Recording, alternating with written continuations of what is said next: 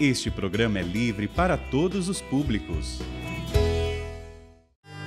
Da Santa Cruz, livrai-nos Deus, nosso Senhor, dos nossos inimigos, em nome do Pai, do Filho e do Espírito Santo. Amém. Amém. Rogai por nós, Santa Mãe de Deus, para que sejamos dignos das promessas de Cristo. Amém. Tiago, capítulo 3, versículos do 13 ao 18. Assim nos diz a palavra de Deus. Assim fala Deus com você, comigo, com cada um de nós nesta manhã. Para quem tem essa tendência de dizer, Deus fala comigo, Deus não me responde, o Senhor quer falar com você agora e usa a palavra dele para isso. E olha o que ele lhe diz. Quem dentre vós é sábio e inteligente? Mostre por seu bom procedimento que ele age com a mansidão que vem da sabedoria. Mas se fomentais no coração amargo ciúme e rivalidade,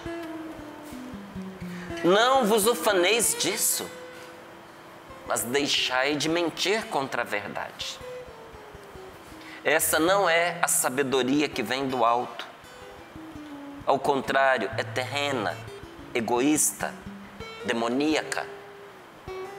Onde a inveja e rivalidade, aí estão as desordens e toda espécie de obras más. A sabedoria, porém, que vem do alto, é antes de tudo pura, depois pacífica, modesta, conciliadora, cheia de misericórdia e de bons frutos, sem parcialidade, sem fingimento. O fruto da justiça é semeado na paz para aqueles que promovem a paz. Palavra do Senhor. Graças a Deus. Que palavra. Quem dentre vós é sábio e inteligente? Num tempo, em que nós vemos muitas pessoas disputando para ver quem tem mais argumento, quem tem mais conhecimento, quem é mais inteligente, quem tem mais sabedoria. A palavra de Deus nos diz: se você não consegue ser tudo isso com mansidão, então você está enganado a seu respeito. A pessoa pode achar que é sábia, que é inteligente, que é cheia de conteúdos, mas se ela não tem mansidão, é só falácia. Está se enganando a si mesmo. A sabedoria de quem tem Cristo é pacífica, emana da paz e promove a paz. Então, quem dentre vós é sábio e inteligente? Precisa mostrar na vida. Não adianta a gente querer se arrogar de sábio, de inteligente, só com o discurso. Não, porque eu sou inteligente, porque eu sou esperto, porque eu tenho formação, porque eu tenho cultura. Se você precisa ficar dizendo, é sinal de que o negócio está ruim para você, É isso aí, Marcos. Quando a gente começa a ter que dizer o óbvio, gente, alguma coisa não está legal. Porque aquilo que a gente é, as pessoas reconhecem sem a gente falar. Por isso que a palavra de Deus está nos dando o melhor caminho. Aliás, o único caminho. Quem é sábio? Quem é inteligente? Você sabe, você é inteligente? Então mostre no seu proceder. Mostre na sua maneira de agir. Mostre na maneira como você enfrenta a vida. Mostre na maneira como você se relaciona com as pessoas. Mostre na maneira como você trata aqueles que estão dentro de casa com você. Mostre na maneira como você age nesses grupos de conversa que você está, no WhatsApp, no Instagram. no Facebook, e a gente poderia dizer Todos. tantos outros aí, né? Nem há problema em dizer, porque hoje essas mídias são tão comuns que não tem como você fazer mais propaganda delas do que já é feito, não é? Mas nesses vários meios aí, hoje esses são os mais comuns, amanhã serão outros. Não é como há um tempo atrás nós tínhamos outros. Mas nesses locais onde a gente manifesta a nossa forma de pensar, olha o que a palavra de Deus nos diz. É ali que nós também devemos mostrar que nós somos sábios e inteligentes. Porque a estupidez cobra de nós um preço alto e com muitos juros. Ainda mais quando ela é manifestada publicamente, né, gente? Porque a internet não tem pena. A internet não tem dó. O que você põe na internet é para sempre, tá certo? Tome muito cuidado com as coisas que você escreve, que você publica. Sobretudo quando isso ofende as pessoas que você ama. Porque situações passam, mas é o que a gente disse fica, não é? Nervosismo passa, imaturidade, queira Deus passe, não é? Tem gente que infelizmente morre imaturo, mas Deus nos livre disso, porque do que vai nos servir o tempo se não puder nos amadurecer? Aí a imaturidade passa, mas as palavras que foram ditas ficam lá. Então, olha, todo direito para você manifestar o que você pensa. Mas todo cuidado na hora de dizer, porque a gente não precisa, para poder mostrar o que a gente pensa, do que a gente está convicto, pisar nas outras pessoas, machucar as outras pessoas, desrespeitar as outras pessoas. Às vezes eu fico impressionado de gente muito boa, gente de bom coração, mas não consegue conviver com quem pensa diferente. Às vezes a tolerância da pessoa é o tempo que ela tem de esperança de mudar o outro. Então eu tenho esperança de que em algumas conversas eu mude a Paula. Quando eu percebo que ela está firme nas convicções dela, desprezo, digo, não tenho respeito por você, já que você adota essa maneira de pensar. E às vezes a gente reduz a pessoa a uma convicção sobre uma questão particular da vida dela. E olha, nessa vida, meus amigos queridos, só o tempo vai mostrar quem está certo e quem está errado. E às vezes a gente condena, pisoteia e desperdiça, despreza boas amizades e às vezes gente que Deus colocou ao nosso lado para ser família na fé conosco por causa de uma ideia equivocada que a gente tem e pensa que o outro tem. Então, qual é a solução? Respeito. Respeito. Tem gente que diz assim, que religião, política e futebol não se discute. Está errado. Tudo na vida é passível da gente conversar a respeito. Com respeito. Não é? Com educação. Com educação, não é? E com consideração pelo outro. Porque quando você ataca aquilo que é a fé da pessoa, o time da pessoa, as convicções até políticas daquela pessoa, às vezes você está espizinhando valores profundos.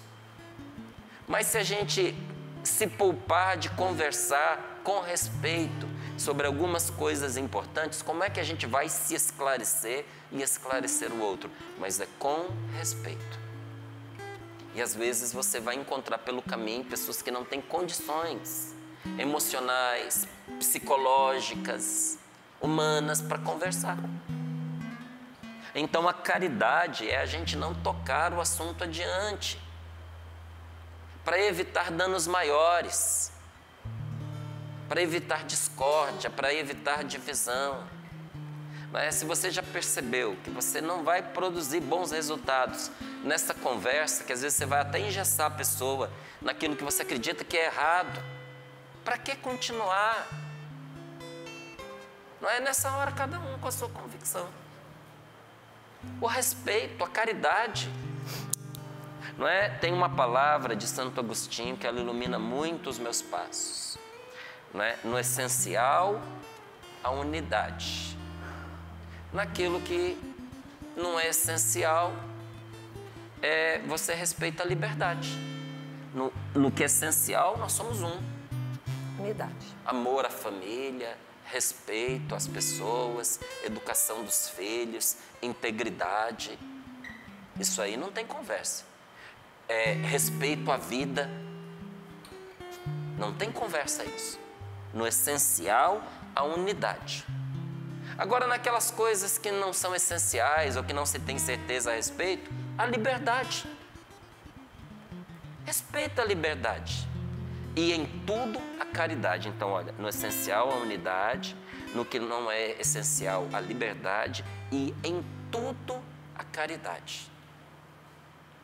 Porque é importante nós nos mantermos unidos às pessoas. E todas as vezes que entra ali a discórdia, o mal entra junto. A chave que abre a casa da gente para a ação do diabo é a discórdia. Ele não só entra pela discórdia, como ele fomenta a discórdia. Então, se você é uma pessoa inteligente e se você é uma pessoa sábia, você não vai abrir o que é tesouro para você, porque os maiores tesouros da nossa vida não são coisas, são pessoas. Nós não vamos abrir a porta do cofre, dar acesso aos nossos principais, maiores tesouros, ao ladrão, a Satanás, ao homicida, que vem para destruir, que vem para matar, que vem para roubar o que é importante para nós. Não é verdade? Então, quem dentre vós é sábio e inteligente, mostre pelo seu proceder. Como?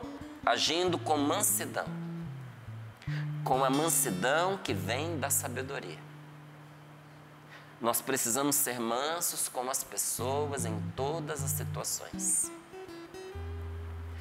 Mas, se fomentais no coração, não é? Se você vai aumentando no seu coração a gana, a fome, o desejo do amargo ciúme, da rivalidade, não fique se gloriando disso. Não fique se ufanando disso. Não fique contando vantagem. Porque às vezes a gente conta vantagem do mal feito que a gente fez. Faz feio e ainda conta. Olha, tem coisas que nós deveríamos nunca falar a respeito. Você fez, é feio.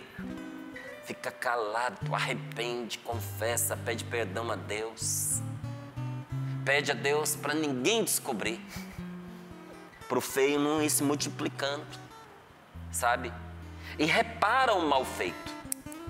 Faz o contrário, passa a fazer o contrário do que você fez de ruim. Agora tem gente que depois de fazer o mal feito ainda sai contando para todo mundo. Depois não sabe por que as coisas estão dando errado e acha que a vida, não é a vida, foi você que fez propaganda ruim ao seu respeito, porque você fez o errado e saiu contando para todo mundo. Quando você conta o mal que você fez, todo mundo se previne contra você.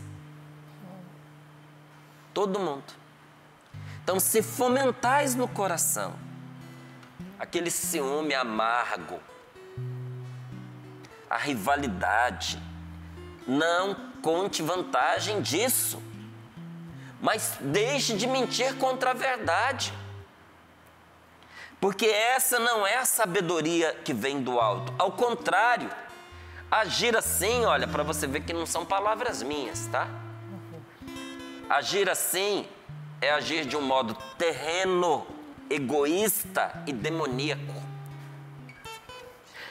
A falsa sabedoria deste mundo não é sabedoria, é astúcia, é esperteza, mas é uma esperteza que tem dias contados. Tem muita gente que às vezes monta um negócio que dá muito certo por pouco tempo, porque ele é baseado só na aparência, só na manipulação das pessoas. Você joga com o sentimento das pessoas. Você faz uma propaganda enganosa. Você dá uma aparência para o seu negócio que não é verdadeiro. Aí você, no começo, tem o maior sucesso. Todo mundo compra o que você anunciou, acredita na sua propaganda. E qual é a consequência disso? Todo mundo compra, todo mundo experimenta, todo mundo tem certeza que você mentiu. E depois, não importa o que você faça, até quando você estiver fazendo certo, ninguém vai mais com você. Porque você fez a pior propaganda ao seu respeito que poderia acontecer. Que é criar uma realidade baseada na mentira. Isso não é sabedoria. Tem um outro nome para isso. Chama loucura. Então, isso que muita gente acha que é esperteza, sagacidade, astúcia, a palavra de Deus que nos ama e que só quer o nosso bem, nos diz: isso é terreno, egoísta e demoníaco, onde uma pessoa age prejudicando a outra, para o mal da outra, não querendo a felicidade, o êxito, o sucesso da outra. Isso é inveja. Onde há inveja e rivalidade, aí, meu amigo, olha aqui o que entra: as desordens e toda espécie de obras más. Quando as atitudes são tomadas com base na inveja e na rivalidade, na mera disputa, se você é de um lado, então para eu disputar com você, eu sou do outro lado. O que entra aí? Começa pela desordem. Bagunça tudo, bagunça a vida, bagunça os negócios, bagunça a casa, bagunça os relacionamentos, bagunça os sentimentos. Daqui a pouco bagunça os pensamentos. Vira uma desordem e você perde a paz. E depois que a desordem se estabeleceu, entra toda espécie de obra má. Agora, a sabedoria que vem do alto, como é que é uma sabedoria que vem de Deus? Você quer saber se a sua atitude corresponde a algo que foi inspirado por Deus? Olha aqui, ó. Ela, antes de tudo, é pura. Pura, pacífica. Depois ela é pacífica. Ela é simples, é modesta, é humilde. É conciliadora. Espetacular. Une as pessoas. Faz a paz entre as pessoas. É cheia de misericórdia e de bons frutos, sem parcialidade, sem fingimento. E o fruto, e quando você faz isso, olha aqui, ó, o fruto da justiça semeado na paz, é semeado na paz para aqueles que promovem a paz. Que palavra maravilhosa! Espetacular. Que palavra maravilhosa! Eu fico impressionado com tanta gente, às vezes, gastando seu tempo, fazendo certos cursos. Eu já falei isso aqui outras vezes. Gastando rios de dinheiro, procurando uma sabedoria fraca, entregando a condução da sua vida a pessoas que não sabem o que você vive e às vezes nem entendem do seu negócio. E você está lá dando rios e rios de dinheiro, às vezes se desviando do seu negócio para poder fazer o que a outra pessoa faz. Você acha bonito aquelas palestras, aqueles cursos, e você vai se desviando do seu específico para fazer aquilo lá também, buscando uma sabedoria que não se sustenta. Quando você tem de graça nas suas mãos uma sabedoria perfeita. Sabe qual é a qualidade, a qualificação, o adjetivo para esta palavra de hoje? Perfeita. Perfeita. Quem é sábio, quem é inteligente, mostre pelo seu bom procedimento. Se você é uma pessoa inteligente, mostre pelo seu crescimento espiritual. Mostre pela bondade do seu coração. Há uma outra palavra na Sagrada Escritura que nos diz para que nós não sejamos como crianças ao sabor do vento, inconstantes, imaturas, sem discernimento. Porque para a criança é justo ser criança. Ninguém quer de uma criança maturidade, constância, discernimento. Se você tiver um menino de 4, 5 anos com muito discernimento, maduro e constante, seu filho tem problema, você precisa levar ele para tratar. Isso vai ser ruim para ele mais tarde, tem alguma coisa errada. Ai, meu filhinho de 4, 5 aninhos é um homenzinho. Lá em casa ele é o mais maduro. Olha, cuidado com isso. Cuidado com isso, que isso é um negócio muito preocupante. É próprio de uma criança ser criança. E a criancice é o tempo da imaturidade. Você tem que vigiar a criança, porque não tem juízo, você sabe que não tem. Vai adquirir. Agora, quando essas qualidades são impregnadas num adulto, são atribuídas a uma pessoa adulta, minha gente, aí não, aí já é um problema. E a palavra de Deus nos diz, não seja como criança, não seja infantil, que toda hora uma opinião muda você. Você fica ao sabor do vento, inconstante, não sabe o que é da vida. É tão triste quando você topa com um casal há tantos anos juntos, imaturo. Não amadureceu. Brigando igual gato e cachorro. Sabe, disputando coisas assim, infantis. Tirando a paz de casa por nada. Dá dó, gente, porque a vida está passando e estão desperdiçando. E olha, como é difícil quando você vê um homem, uma mulher, idosos sem discernimento. E tem gente idosa sem juízo. Às vezes você olha, você conversa com uma pessoa que tem idade para ser seu avô, e é sua avó, e você diz, eu não estou acreditando que eu vou ter que ensinar para esta pessoa o que ele já deveria ter ensinado para os seus filhos e seus netos.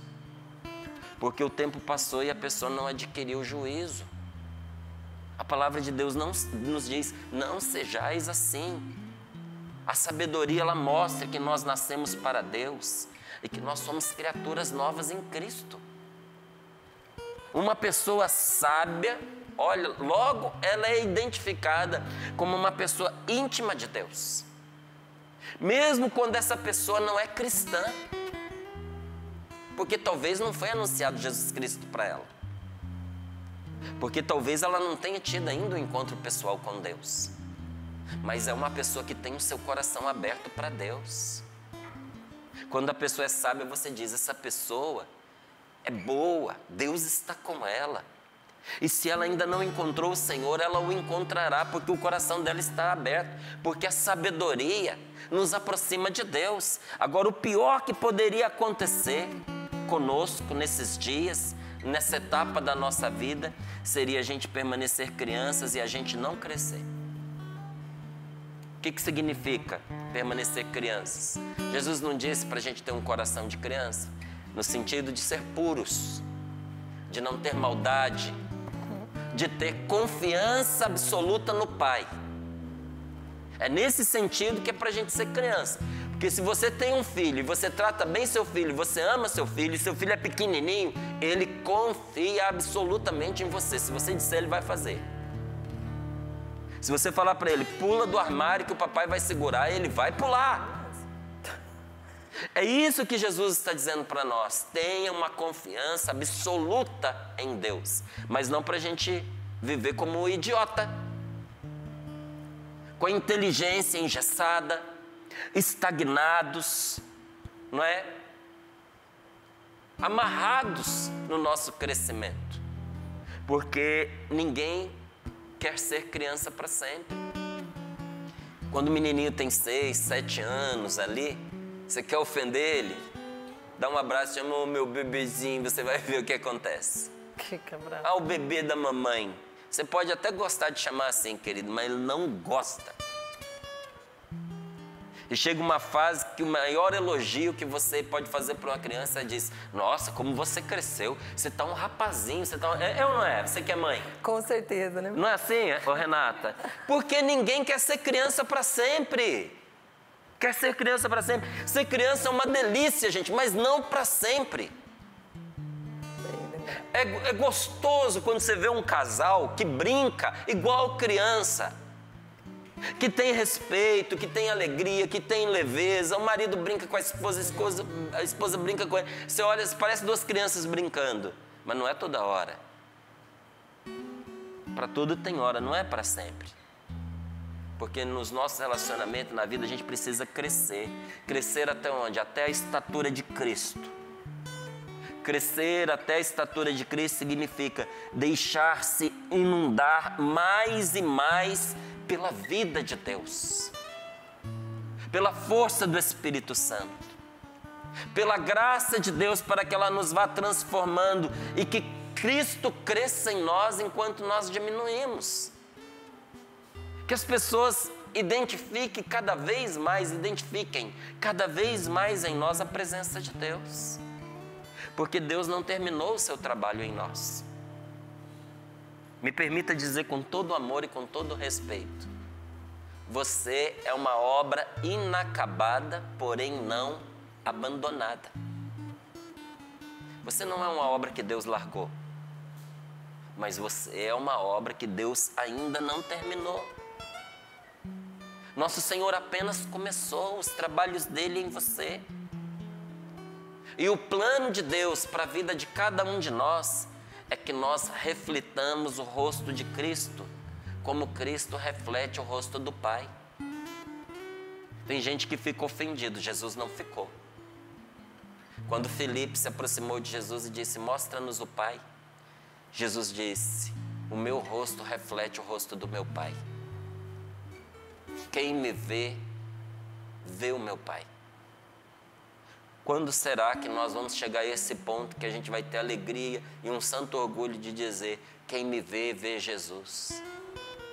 Eu quero que o meu rosto reflita o rosto de Cristo. É isso. Deus necessitou apenas um segundo para nos perdoar. Foi isso que Ele precisou, um momentinho para nos dar perdão, para nos libertar de um passado, sabe? Pesado, contaminado de pecado. Mas Ele precisa de toda a nossa vida para nos transformar. Até quando eu escrevi aquele livrinho, Passos para a Cura e Libertação Completa, alguém me indagou, mas a libertação completa se dá no céu. E a cura completa também se dá no céu. Eu falei, então, mas os passos é para lá mesmo. Por isso que é passos para a cura e libertação completa. Porque nós vamos caminhando no dia a dia, há um roteiro a seguir, há uma caminhada a se fazer. O pior que nós poderíamos fazer é sentar no meio da estrada. Abandonar e dizer, já que a cura completa se dá só no céu, então eu vou ficar aqui. Então você vai chegar encruado no céu.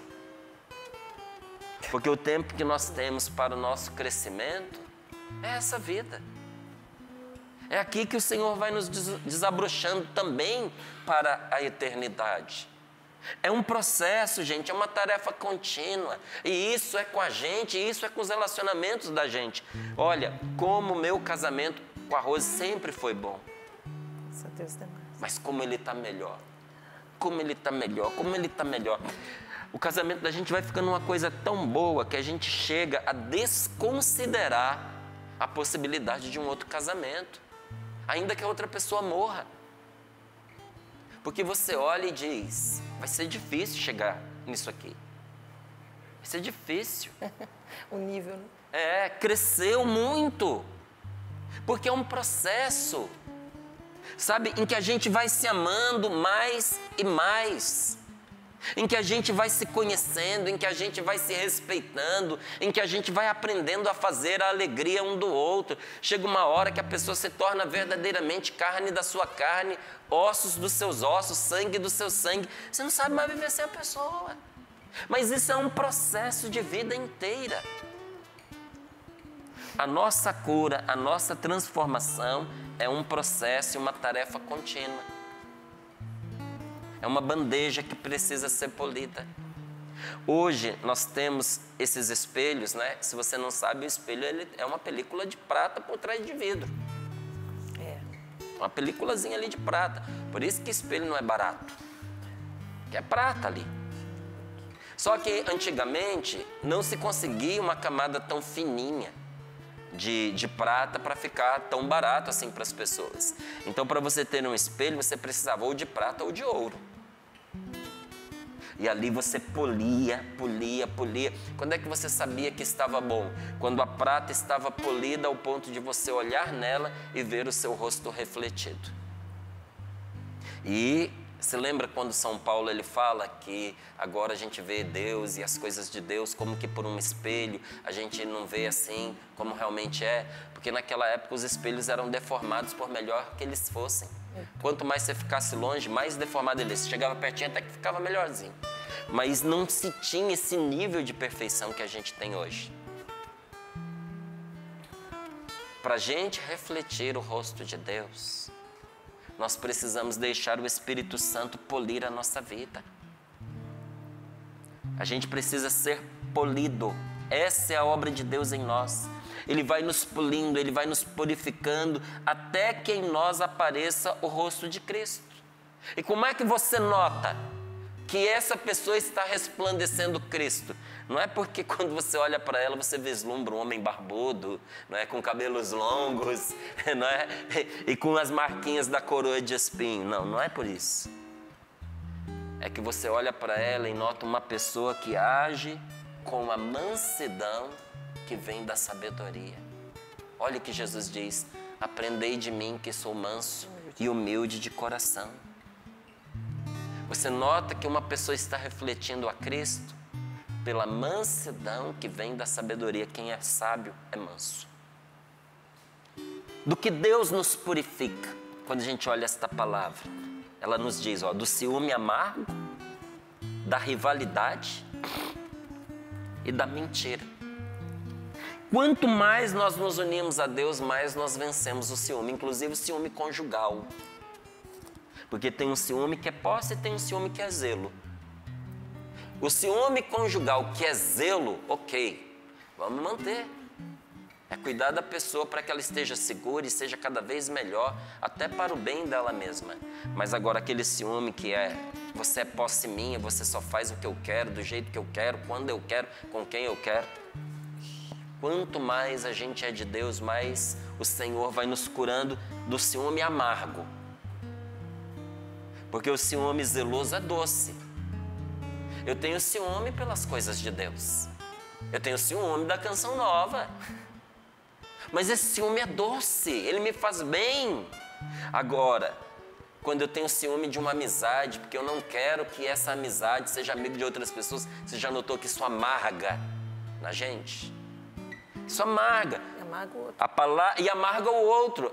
A palavra de Deus nos purifica de um ciúme amargo, nos purifica, nos liberta dessa rivalidade besta, dessa rivalidade estúpida, que faz a gente ficar categorizando amigos em companheiros e adversários, sabe? Em pessoas que são a favor e contra nós, por causa da rivalidade que divide famílias. E a palavra de Deus também nos purifica da mentira, não só da mentira que a gente conta, como da mentira da qual a gente está convencido. Porque às vezes nós vamos nos convencendo de certas mentiras. Então, de maneira simples, nós podemos dizer que crescer em Cristo é a gente ir se tornando mais Jesus, mais cheios do Espírito Santo, deixar que Ele ame, deixar que Ele sirva e que Ele testemunhe através de nós. Enfim, que a vida de Jesus cresça em nós. E esse crescimento se manifesta de duas maneiras. Primeiro, vivendo a sabedoria que é o Evangelho. Porque é uma usurpação uma pessoa que não vive o Evangelho usar o nome de cristão. Eu conto aqui, sempre falo que eu fui militar 4 anos da minha vida. E eu sinto ainda a vida militar correndo nas minhas veias. Ontem, quando eu fui despedir do meu filho, levei-o aqui na rodoviária de Cachoeira Paulista, cumprimentei o motorista do ônibus, um senhor muito simpático, Paulo Roberto, acho que é o nome dele. E ele disse assim, seu filho é militar? Eu falei, sim. Ele, e o senhor também? Eu falei, não, já fui. Ele falou, mas parece. Eu falei, depois que a gente não perde mais. Aí fez, faltou fazer assim. A gente não perde mais. Mas eu não posso usar a farda, gente. Não. Porque eu não sou mais militar. Sentir isso, o sentimento não me faz um militar. E se eu puser a farda, eu estou usurpando. Eu posso até ser preso. Se eu quiser me fazer passar por algo que eu não sou.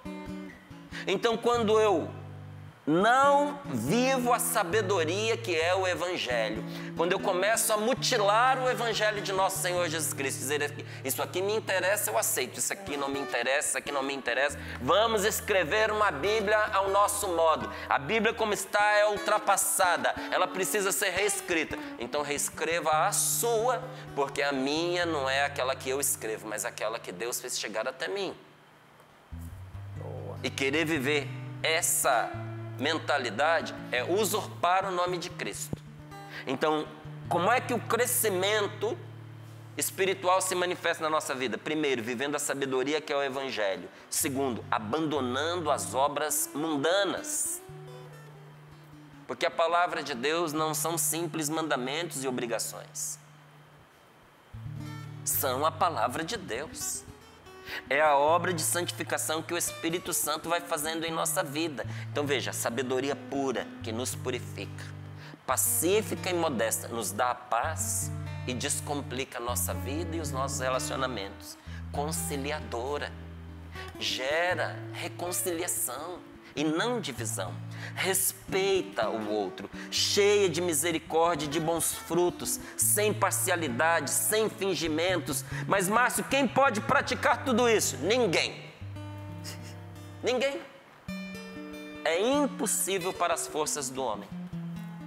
Ainda que essa pessoa tenha boa vontade e se comprometa com seus esforços. Então, Márcio, é impossível ao homem, mas é possível a Deus. É possível a quem caminha com Deus, porque Deus torna possível para a pessoa. É a vontade dele para a nossa vida. É possível a quem recebe o Espírito Santo. Então eu retomo até o anseio que a Renata leu, desse moço que pedindo oração disse, peçam uma nova efusão do Espírito Santo para mim. Foi. E a Paula até completou dizendo para todos nós, né? Então a maneira como a gente começou, a gente conclui. É possível a quem recebe o Espírito Santo. Quem quer esse Espírito Santo nesta manhã? Diga, eu quero. Feche os seus olhos, reze conosco um pouquinho. Fiel é aquele que nos chamou. Fiel é Deus que começou a sua obra em nós. E quem começou a sua obra em nós, Ele mesmo a terminará. É possível a quem recebe o Espírito Santo. Nós cremos nisso. Nós confiamos nisso. O nosso dia é o que com Deus nós fazemos dele, nada mais. Como é que será o seu dia? Bom ou ruim? O seu dia será o que você fizer dele com Deus. E nada mais. Então eu quero profetizar, quero proclamar que esse nosso dia de hoje não vai ser bom, vai ser excelente, amém, vai ser maravilhoso, amém, vai ser o melhor dia desses últimos tempos, amém, porque ele será o que nós vamos fazer com Deus dele.